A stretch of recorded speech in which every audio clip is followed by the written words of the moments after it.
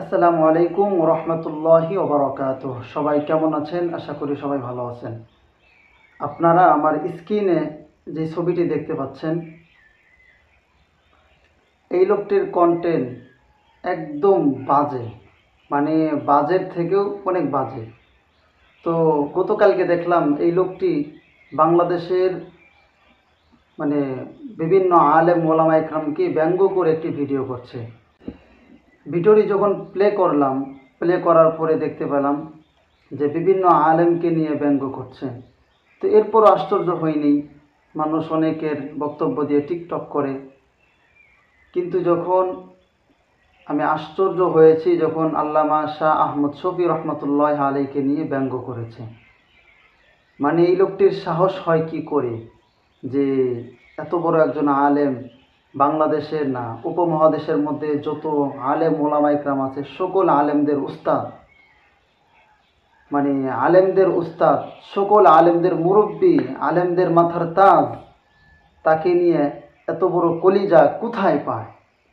আর এই লোকটি মানে শুনেছি সে নাকি দিনের পথে ফিরে আসছে, কিন্তু আমি তার আইডি ঘুরে দেখলাম সে দিনের পথে ফিরে আসছে।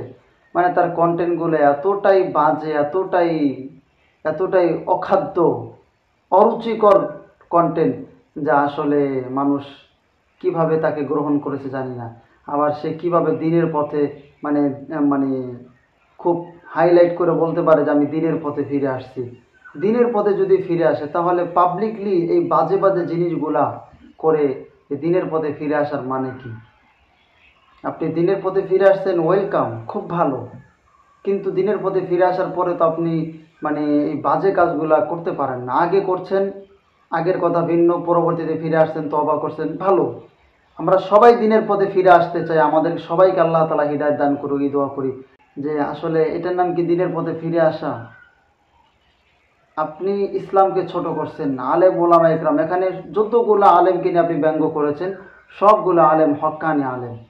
আপনি কাজী ইব্রাহিম সাহেবকে নিয়েও ব্যঙ্গ করেছেন, আপনি আল্লামা শাহ আহমদ শফী রহমতুল্লাহকে ব্যঙ্গ করেছেন, আপনি আমির হামজাকে নিয়ে ব্যঙ্গ করেছেন, আপনি তারেক মনোয়ারকে নিয়ে ব্যঙ্গ করেছেন, আপনি আরও যারা আছে ওলামা ইকরাম সবাইকে নিয়ে ব্যঙ্গ করেছেন।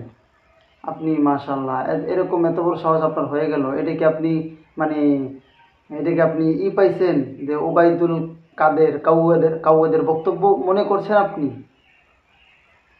এটা আপনি যা করেছেন অন্যায় করেছেন, আপনি তওবা করতে হবে।